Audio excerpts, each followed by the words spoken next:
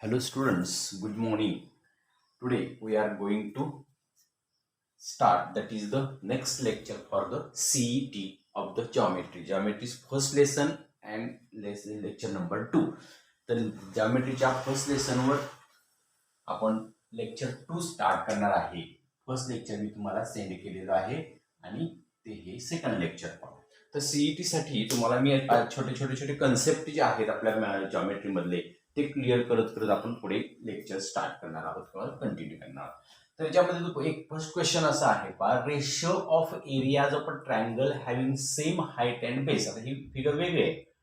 ज्या ट्रायंगलचे height same असतात आणि बेस सेम असतात अशा प्रकारच्या ट्रायंगलचा रेशो, त्यांच्या एरियांचा रेशो काय असतो?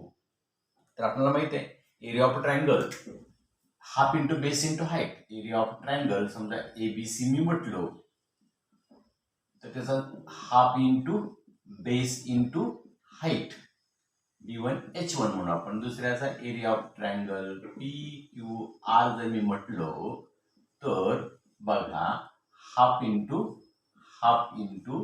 Base into height B1 and H1. काय B1 and H1? कारण बेस सेम हाईट सेम. त्यांनी म्हटले काय म्हणले, बेस ही सेम म्हटलेले आणि हाईट ही सेम म्हटले. म्हणजे half half get cancel, B1 केस कॅन्सल, H1 केस गेट कॅन्सल. मीन्स काय राहिलं तुमच्याकडे इथं? फक्त इथं तुमच्याकडे राहिलं 1, न्यूमरेटरला राहिलं 1, डिनॉमिनेटर राहिलं 1. म्हणजे तुमचा आन्सर असणार आहे C1:1. लक्षात आलं का? म्हणजे लक्षात ठेवा, जेव्हा सेम हाईट, इथे लक्षात काय करायचं, सेम हाईट अँड बेस असेल तर त्याचा जो रेशो असतो तो नेहमी 1:1च असतो. ओके. आता सेकंड क्वेश्चन असा असेल, इथं पहा, in a triangle ABC, BD is angle bisector of angle ABC. ABC चा अँगल बायसेक्टर जर BD असेल तर मला इथं व्हॅल्यू दिली असेल तर 10, इथं 20, इथं x आणि इथं 9 अशी व्हॅल्यू दिली असेल तर तुम्हाला x ची व्हॅल्यू फाइंड करायची आहे. Then find x.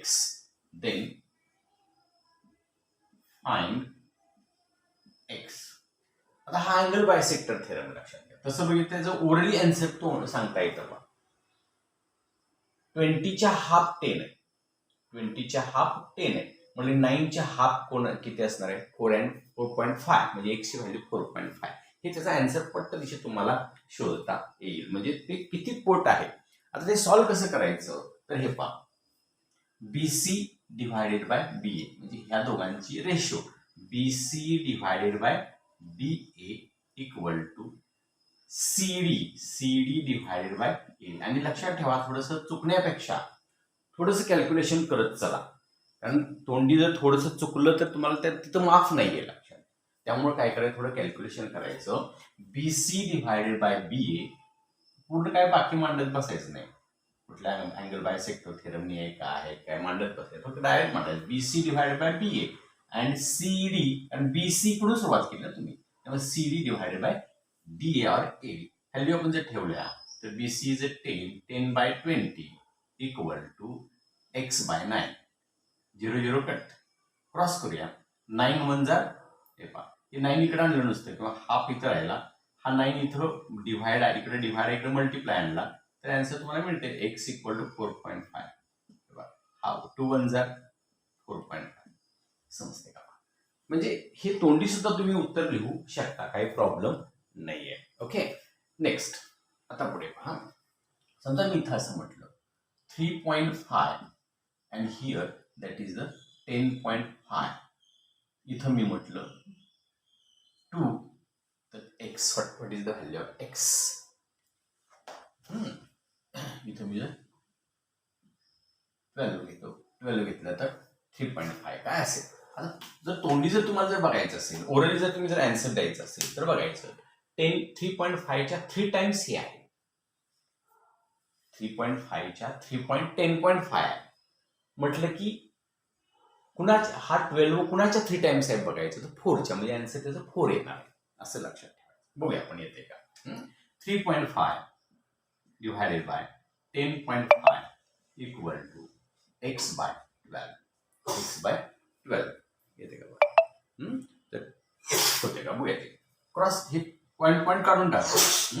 35 divided by 105 equal to x by 12. x by 12. तर इथं पॉईंटला पॉईंट आपण इथे हा पॉईंट या पॉईंटला आपण निग्लेक्ट करू, काढून टाकू. आणि मग 35 divided by 105 equal to x by 12. 35 1 जार 35 3 जार होते. आणि मग इथं 12 1 जार क्रॉस मल्टिप्लिकेशन 35 1 35 35 3 105 असं होईल. आणि क्रॉस करूया.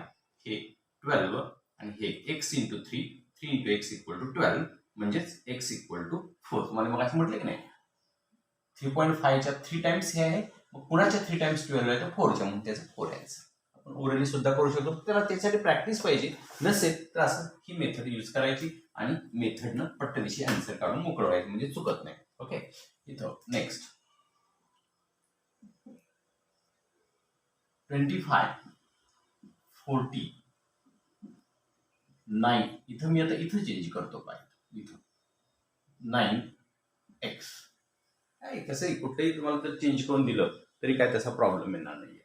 मग इथं पहा 25 BA is 25 divided by 40 equal to 9 divided by x. इथे डिवाइड होईल 5 5 जार 5 8 जार असे डिवाइड होईल. आणि cross multiplication 5 into x equal to 9 into 8 72. 9 into 8 9 8 जार 72. x equal to 72 divided by 5. Divide करून बघूया आपण. 5 1 जार 5 5 1 जार 5 रिमेन 2 22 झाले. 5 4 जार 20 5 4 जार 20 मीन्स 14.4 हे त्याचा आन्सर. समजते का? असं काहीही तुम्हाला काहीही विचारू शकतील. त्यातले नंबर्स फक्त लक्षात ठेवा आणि अशा पद्धतीने हे एक्झाम्पल्स तुम्हाला सॉल्व्ह करता येतील. समजलं? हा क्वेश्चन इथं संपलेला आहे. आता इथं पुढे बघा. आता समजा तुम्हाला असं म्हटलं बाबा की असा क्वेश्चन दिला, एक ट्रायंगल दिलेला आहे आणि ट्रायंगल मध्ये तुम्हाला थोडीशी इन्फॉर्मेशन सांगतो. हे पहा, हा समजा हा ट्रायंगल आहे. It is a triangle ABC.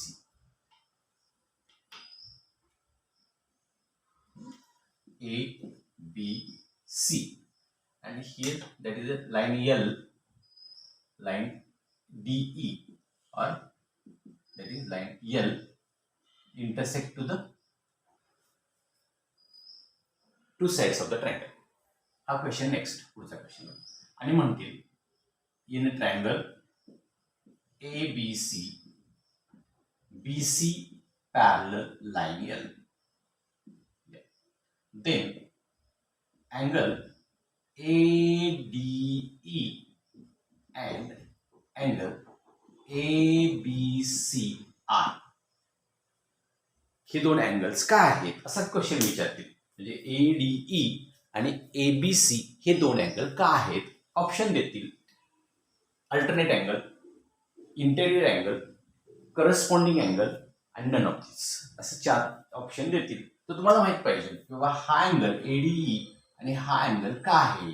Corresponding आहे का, अल्टरनेट आहे, इंटेरियर अँगल आहे का, याच्यातलं काहीच नाहीये असं तुम्हाला जर ऑप्शन दिला तर तुम्ही चूज करू शकता. की तुम्हाला परफेक्ट माहित पाहिजे की हे जे आहे ते करस्पॉन्डिंग अँगल्स म्हणजे काय आहेत ते करस्पॉन्डिंग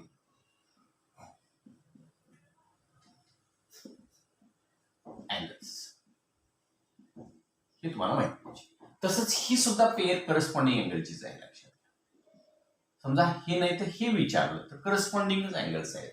हे सुद्धा काय आहेत करस्पॉन्डिंग अँगल्स आहेत असं आहे. आणि करस्पॉन्डिंग अँगल्स कसे असतात. When two lines are parallel to each other, जेव्हा दोन लाईन्स एकमेकींना पॅरलल असतात ना तेव्हा करस्पॉन्डिंग अँगल्स कसे असतात तर कॉन्ग्रुएंट असतात. हेही तुम्हाला माहित पाहिजे. म्हणजे करस्पॉन्डिंग अँगल्स कॉन्ग्रुएंट असतात. किंवा व्हेन टू लाईन्स, ही लाईन थोडी more information part. Two lines parallel to each other then and one transversal intersect to those lines, then these angles are called alternate angle. त्याला काय आपण म्हणणार आहे alternate angle. म्हणजे आपण मराठीमध्ये विक्रम कोण म्हणतो. तर अल्टरनेट अँगल सुद्धा कॉन्ग्रुएंट असतात. लक्षात घ्या. आता करस्पॉन्डिंग इथं हे अल्टरनेट झाले आणि हा जर बघायचा असेल तर हा करस्पॉन्डिंग झाला. करस्पॉन्डिंग कॉन्ग्रुएंट, अल्टरनेट कॉन्ग्रुएंट, दोन गोष्टी लक्षात आल्या. आता ते आल्यानंतर हा अँगल आणि हा अँगल जर बघायचा असेल तुम्हाला तर तो इंटेरियर अँगल असतात आणि ते सप्लिमेंटरी असतात. म्हणजे ते दोघांची बेरीज किती असते? 180 डिग्री असते. म्हणजे लक्षात घ्या, when two lines, when transversal intersect to the two parallel lines, then corresponding angles are congruent, alternate angles are. Hello students. आता त्याच्यामध्ये पुढे असं म्हटलंय की ही जी फिगर दिलेली आहे, क्वेश्चन काय आहे पहा. हा तर is ray BD is angle bisector of ABC. या एबीसी या अँगलचा हा बीडी जो आहे तो अँगल बायसेक्टर आहे की नाही हे आपल्याला सांगायचं आहे. लक्षात, हे आपल्याला आहे की नाही सांगायचं. मग ते कसं सांगायचं? म्हणजे आता आपण मागच्या एक्झाम्पल मध्ये काय पाहिलं की अँगल बायसेक्टर दिला असेल तर आपण रेशो मध्ये मांडतो आणि एक्सची व्हॅल्यू फाइंड करतो. आता इथे चारही साइड दिलेत तर सिंपल थिंग आहे. हे बघा, अगदी ओरली सांगायचं, तोंडी सांगायचं तर 5च्या 4 पट कोण आहे? 5च्या 4 टाइम्स 20 आहे, 6च्या 4 टाइम्स 24 आहे. म्हणजे आहे, म्हणजे सेम रेशो जर पाहिजे, म्हणजे 5 4 जार 20, 6 4 जार 24, हे जर सेम असेल तर पॅरलल आहे, नाही अँगल बायसेक्टर आहे, अन्यथा नाही. किंवा जर तुम्हाला जर प्रूफ करून म्हणजे मांडणीच करून बघायचं असेल तर बीसी डिव्हायडेड बाय बीए हे नेहमीची पद्धत मांडायची. DC divided by AC value ठेवायच्या 5/20 आणि पहिला 20 त्याचं 5/20 करून बघा 1/4 आणि मग डीसी डिव्हायडेड बाय एडी करा 6/24 ते 1/4. हे सेम आलं तर म्हणायचं ते अँगल बायसेक्टर आहे. येस म्हणायचं, म्हणजे BD is angle bisector of BC. नसेल नाहीतर नो म्हणायचं. समजा इथं मी जर असं म्हटलं असतं इथं तर 8 म्हटलं असतं. ह्याच एक्झाम्पल मध्ये नवीन एक्झाम्पल बघा, तर 8 म्हटलं असतं तर काय झालं असतं? तर 5/20 हे 1/4 आलं असतं, पण इथं 8/24 चं आन्सर 1/3 आलं असतं. हे सेम आलं का? तर नाही आलं. नाही आलं म्हटलं की BD is not angle bisector of angle ABC असं सांगून मोकळं व्हायचं. म्हणजे नो ऑप्शन तुमचा तिथला होऊ शकतो. समजलं का इथं?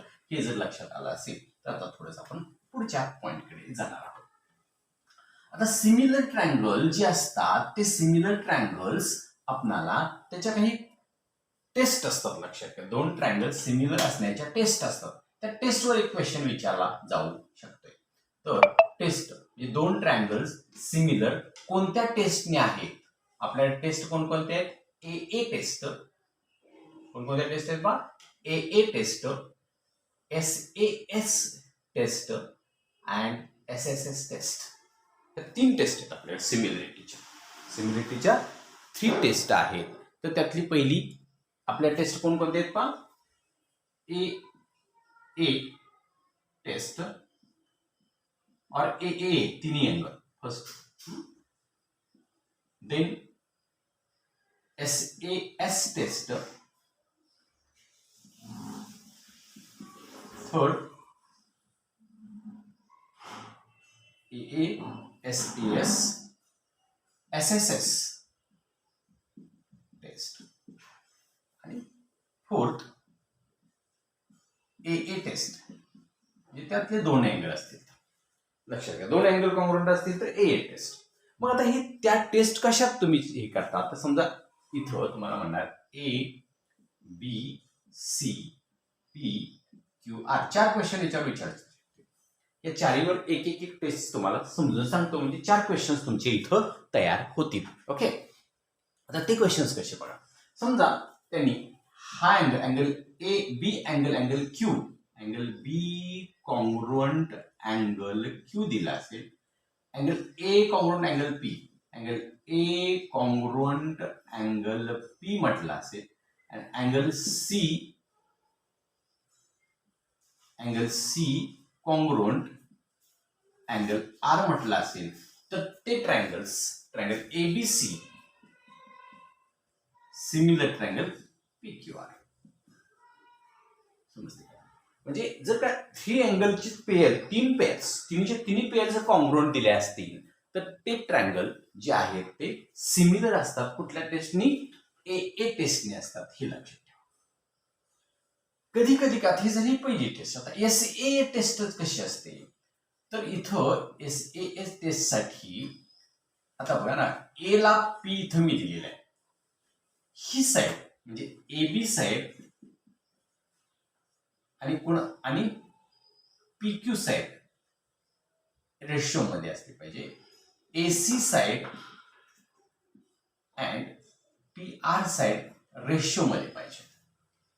AC आणि PQ रेशो याचा अर्थ पटीत. आता मी सांगितलं दुप्पट तिप्पट चौपट. आता नाही आपण बघितलं अँगल बायसेक्टर मध्ये त्याचे जो टाइम्स, किती टाइम्स आहेत, 2 टाइम्स 3 टाइम्स 4 टाइम्स 1.5 टाइम्स काहीतरी असेल.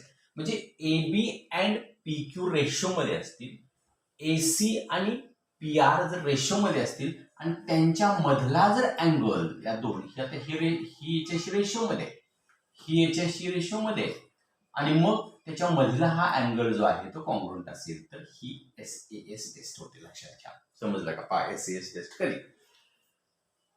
आता SSS टेस्ट म्हणजे काय, तर AB चा रेशो PQ इक्वल टू असला पाहिजे, AC चा रेशो PR शी इक्वल असला पाहिजे, आणि BC चा रेशो QR शी असला पाहिजे. म्हणजे 3 साइड्स पूर्ण, ही साइड याच्याशी रेशो मध्ये, ही साइड या रेशो मध्ये, आणि ही साइड या रेशो मध्ये असेल तर ती SSS टेस्ट होऊ शकते. SSS मीन्स साइड टेस्ट होऊ शकते. आणि अजून एक क्वेश्चन त्याच्यावर अपेक्षित आहे, तो म्हणजे AA टेस्ट. म्हणजे फक्त 2च अँगल तुम्हाला देतील. तुम्हाला काय देतील? 2च अँगल. म्हणजे यामध्ये तुम्हाला हा अँगल P अँगल आणि A अँगल आणि P अँगल कॉन्ग्रुएंट देतील. बाकी काही न देता C अँगल आणि R अँगल कॉन्ग्रुएंट देतील. तुम्ही काय विचार करायचं, बाकी angle A congruent angle P आहे, angle C congruent angle R आहे. म्हणजे तो 2 अँगल जे आहेत ते AA टेस्टनी सिमिलर आहेत. असा ही क्वेश्चन उलटा किंवा थोडासा तुम्हाला लक्षात कॉम्प्लिकेशन मध्ये टाकण्यासाठी क्वेश्चन विचारला जाते. ओके. आता याच्यानंतर हे झाल्यानंतर तुम्हाला थोडासा एक कॉम्प्लिकेटेड क्वेश्चन विचारतील. थोडासा वेळ लावणारा प्रश्न आहे. तो प्रश्न आपण थेअरीमध्ये सुद्धा घेतलेला आहे, तर तरी सुद्धा आता आपण एक क्वेश्चन घेऊया. तो कसा क्वेश्चन आहे, तो क्वेश्चन आहे अँगल बायसेक्टरच्या दरम्यान आहे.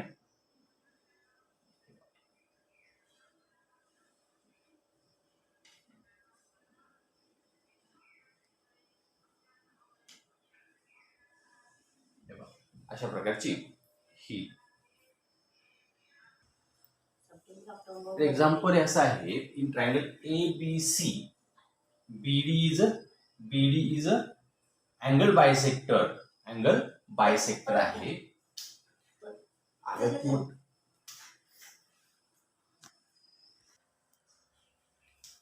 तर या क्वेश्चन मध्ये आपण ABC हा ट्रायंगल दिलेला आहे, त्याचा हा बायसेक्टर आहे, त्याची साइड x+5 दिलेली आहे, इथं x दिलेले आहे, x+2 दिले आणि x-2 दिले. म्हणजे अँगल बायसेक्टर आहे हे सांगितलेलं आहे. म्हटलं की आपण त्याच्या रेशो मध्ये त्याच्या साइड्स मांडायचे आणि x ची व्हॅल्यू फाइंड करायची. What is the x is असा क्वेश्चन विचारते. तर नेहमीप्रमाणे x+5 divided by x equal to x+2 divided by x-2. म्हणजे हे डिवाइड हे असं डायरेक्ट मांडायचं आणि क्रॉस करायचं. x+5 x-2 x into x+2 multiply असं करायचं बघा. x² - 2x plus 5x -10 equal to x² plus 2x. Multiplication करून घेतली आपण या दोन ब्रॅकेटची. x² get cancel. Here remain 3x -10 equal to 2x. 2x transfer करायला 3x - 2x equal to 10. therefore x equal to 10 is the answer. हे त्या एक्झाम्पलचं answer. लक्षात. म्हणजे काय नाही, म्हणजे फार वेळ लागतो असं नाही. तुम्हाला 2 तास एक मिनिटामध्ये सोडवायचं आहे आणि 1 मिनिट तेवढा वेळ आहे तुमच्याकडे. तेवढ्या वेळ तुम्ही डायरेक्ट त्याचे फॉर्म्युला मांडून त्याचे आन्सर काढू शकता. ओके. आता इथं आपण सिमिलरिटी असा ट्रायंगलचा विचार केला होता. सिमिलर ट्रायंगल काय म्हटलं होतं आपण?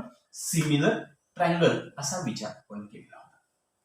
आता तो सिमिलर जो ट्रायंगल जो आहे, त्या सिमिलर ट्रायंगल मध्ये आपण काय बघा, तर the when two triangles are the similar, then the area of their triangles are in the ratio of the square of their respective side, corresponding sides. म्हणजे तुम्हाला माहित आहे की ट्रायंगल ABC सिमिलर ट्रायंगल जर PQR असेल तर area of a triangle ABC divide area of triangle PQR equal to AB square divided by PQ square. हे माहिती आहे तुम्हाला. और BC square divide QR square, BC square divide QR square equal to AC square divide PR. हे आपल्याला माहित आहे. हा आणि याच्यावर असे आधारित काही क्वेश्चन्स तुम्हाला विचारले जाऊ शकतात. बघूया तर काय विचारले जाते. आता असं म्हणतात क्वेश्चन मध्ये, असं म्हणतात in a triangle if triangle ABC similar triangle PQ, then AB as to PQ equal to 3 as to 5. Then काय विचारतील, then area of triangle ABC divided by area of triangle PQR is काय विचारतील, area of triangle ABC divide area of triangle PQR असं काही तुम्हाला question विचारतील. काय नाही, हाच फॉर्म्युला मांडायचा. हा जो फॉर्म्युला जो आहे area of triangle ABC divide area of triangle PQR equal to काय काय दिले बघा, AB दिला means AB square divided by PQ square. Direct मांडायचं, काय विशेष नाही. आणि तो ओरली सुद्धा होऊ शकतं. हे 3 चा square 3 square divided by 5 square means 9 by 25. हे आन्सर आले लक्षात. हे त्याचं आन्सर होतंय. त्याच्या पुढे आपण जर का समजा तुम्हाला इथं 6 and 8 6 as to 8 दिलं असेल तर काय करायचं सांगतो तुम्हाला. हे पहा, पुन्हा असंच करणार तुम्ही, हाच फॉर्म्युला मांडणार. 6 square divided by 8 square equal to 36 divided by 64. इथं डिवाइड करा, किंवा तसं नको असेल, इथं जर डिवाइड करायला नको असेल तर इथं असं करायचं पहा, 6 बाय 8 ब्रॅकेट स्क्वेअर असं करून घ्यायचं. अगदी सोप्या पद्धतीनं इथं डिवाइड करायचं. 2 3 जा 2 4 जा आणि त्याचा स्क्वेअर करायचा 9 बाय 60. आणि हे जरी हेच आन्सर इथे येते की नाही पहा, 4 4 ने डिवाइड करायचं. 4 9 जा 16, 4 1 जा 4 6 जा 9 बाय 16. हे त्या एक्झाम्पलचं आन्सर तुम्हाला सांगता येईल. आलं की लक्षात. तर हे अशा पद्धतीने तुम्हाला एक्झाम्पल्स विचारतील. आता यामध्ये तुम्हाला आणखी काय करू शकतात. आता समजा 6 as to 8 दिलेलं आहे किंवा 1 as to 2 दिलेलं आहे आणि एरिया ऑफ ट्रायंगल तुम्हाला आणखीन देतात. Area of triangle ABC is equal to 50 असं दिलं. तर तुम्हाला क्वेश्चन विचारताना विचारतील काय, then area of triangle PQR is PQR तुम्हाला फाइंड करायचं. म्हणजे कुठला तरी रेशिओ देतील आणि तसं तोंडीच आहे, लक्षात घ्या. ओरली का सांगता येतं बा, तर AB किती आहे, 1 आहे. एरिया ऑफ ट्रायंगल ABC 50 आहे, तर त्याच्या ट्वाइस PQ असणार म्हणजे 100 असणार. आन्सर 100 असणार. ते कसं पहा, 50 डिवाइडेड बाय PQR. तर इथं पण आपल्याला काय काय दिलं असेल, AB PQ 1/2 दिला, 1 as to 2 दिला असेल. एरिया ऑफ ट्रायंगल AB 50 दिला असेल. PQR फाइंड करायला सांगितलं असेल. फॉर्म्युला तोच, equal to 1 square divide by 2 square. जास्त मांडत बसायचं नाहीये, लक्षात घ्या. 50 divided by area of triangle PQR equal to 1/4. आता आपल्याला 1 चा ह्याचा स्क्वेअर याचा स्क्वेअर क्रॉस मल्टिप्लिकेशन करायचं. Area of triangle ABC equal to 50 into 4 means 200. तुम्हाला 1 as to 2 त्याचा रेशिओ जो आहे, रेशिओ म्हटलेलं, रेशिओ 1 as to 2 आहे. लक्षात घ्या. रेशिओ काय आहे तुमच्याकडे, 1 as to 2. म्हणजे तुम्हाला 1 as area of triangle ABC A किती आहे, तर 50 दिलं एबीसी दिलेलं आहे. PQ तुम्हाला PQ एबीसी PQ किती दिले 1/2 मी त्याचा स्क्वेअर केला, तुम्ही 1/4 क्रॉस मल्टिप्लिकेशन केली, त्याचा तुम्हाला आन्सर मिळाला. समजते का पहा. आणि मग असं समजा इथे तुम्हाला √3 ॲज टू √2 दिला असेल आणि तुम्हाला विचारलं की area of triangle ABC divided by area of triangle PQR ची व्हॅल्यू सांगा. असं जर क्वेश्चन विचारला तर तुम्ही काय करणार बघा. तर हेच आहे तसाच फॉर्म्युला मांडायचा आणि √3 square divided bye √2 square means 3/2 means 3:2 हे आन्सर. कारण रूटचा स्क्वेअर काय होतो, तो नंबरच येतो. रूटचा स्क्वेअर काय येतो, तो नंबरच येतो आणि त्याचा आन्सर तुम्हाला मिळेल. समजलं का पहा. समजा तुम्हाला एरिया ऑफ काय दिलं असेल पहा, area of triangle ABC equal to 80 दिला असेल. एरिया ऑफ ट्रायंगल PQR 125 दिला असेल आणि तुम्हाला काय फाइंड करायचंय, find then AB as to PQ असं दिलं असेल. 4 ऑप्शन देणार तुम्हाला, त्या 4 ऑप्शन प्रमाणे तुम्ही फाइंड आउट करायचं. काय अवघड नाही. इथं पहा, हे आपण व्हॅल्यू हाच फॉर्म्युला व्हॅल्यू पुट आउट करू. 80 125 equal to AB square divided by PQ square. आता मला सांगा, इथे AB आणि PQ रूट घ्यायचं आहे आपल्याला, पण 80 कोणाचा स्क्वेअर नाहीये, 125 सुद्धा कोणाचा स्क्वेअर नाही, म्हणजे त्याला भाग जातोय कशाने बघायचं. 5 भाग जातोय. 5 1 जा, 5 6 जा, 5 2 जा, 5 जा, म्हणजे 5 1 5 5 7 30, 5 2 10, 5 5 25, म्हणजे तुमच्याकडे 16/25 आलं आणि AB square divided by PQ square. त्याचं रूट घ्या, तुम्हाला आन्सर मिळते. याचं रूट आलं 4, याचं 5 PQ by AB by PQ, AB by PQ. Finish. बघा तुम्हाला काय विचारलेलं आहे, तर AB as to PQ means 4 as to 5 असा एक क्वेश्चन तुम्हाला विचारला जाऊ शकतो. ओके. आता इथं तुम्हाला 80च्या ऐवजी तुम्हाला 2 to 5 दिला असेल, 2 to 5 आणि इथं 81 दिला असेल, 81 आणि तुम्हाला एक साइड दिली असेल, स्मॉलर ट्रायंगलची साइड दिली, म्हणजे PQ हा तुम्हाला 12 दिला असेल, तर तुम्हाला विचारले क्वेश्चन विचारला असेल तर व्हॉट इज AB काय असेल असा क्वेश्चन विचारला. बघूया आपण ह्यातच व्हॅल्यू ठेवायची. फॉर्म्युला तोच आहे, त्याच फॉर्म्युल्यामध्ये आपण व्हॅल्यू ठेवत गेलो तर मग तुम्हाला आन्सर मिळते. 2 to 5 divided by 81 equal to AB you didn't know PQ 12 square. आता तुमच्या लक्षात आलं असेल की इकडं हा 2 to 5 सुद्धा कुणाचा स्क्वेअर आहे, 81 सुद्धा कुणाचा तरी स्क्वेअर आहे. त्या दोघांचं काय करायचं, तुम्ही असं रूट घ्यायचं. दोघांचं काय करायचं, रूट घ्यायचं. म्हणजे काय मिळेल, 2 to 5 चं रूट मिळालं 15, 81 चं रूट आहे 9 इक्वल टू AB स्क्वेअरचं AB आणि 12. तर हा 12 जो आहे तो तिकडे मल्टिप्लाय करा, 15/9 इंटू 12 इक्वल टू 8. 3 चा मल्टिपल बसेल, 3 3 जा 9, 3 4 जा 12, 3 1 जा 3, 3 5 जा 15 मीन्स AB इक्वल टू 20 हे तुमचं आन्सर. म्हणजे तुम्हाला त्या ऑप्शन मध्ये असणार आहे उत्तरे आणि ते ऑप्शन चूज करायचा, व्यवस्थित काय करायचं, चूज करून ते आन्सर लिहायचं. समजलं का तुम्हाला? हे जर समजलं असेल तर आपण हा जो चॅप्टर आहे, हा पहिला जो चॅप्टर आहे त्याचे MCQ पूर्णपणे संपलेले आहेत. म्हणजे सिमिलरिटीचे पूर्णपणे MCQ संपलेले आहेत.